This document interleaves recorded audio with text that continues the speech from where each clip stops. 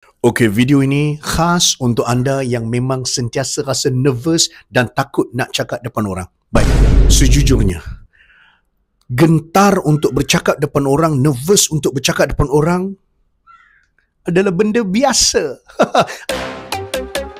Anda tak perlu takut kalau anda rasa takut untuk cakap depan orang. It's okay. Ya? Sebab itu memang fitrah manusia. Abang Mbak yang dah kendalikan seminar beribu ni pun, setiap kali nak mulakan seminar, Abang Mbak still akan rasa takut. Dan I'm okay with that. Alright? Sebab bila kita takut sebelum kita memulakan, ketakutan ini kalau kita tahu cara dia, kita boleh ubah menjadi kekuatan. InsyaAllah. Kesalahan anda bukanlah sebab anda takut nak cakap depan orang. Kesalahan anda adalah apabila anda patut cakap sesuatu, anda patut present sesuatu, anda patut sebarkan sesuatu, tapi anda terus kekal membisu. Itu kesilapan yang paling besar. Apa?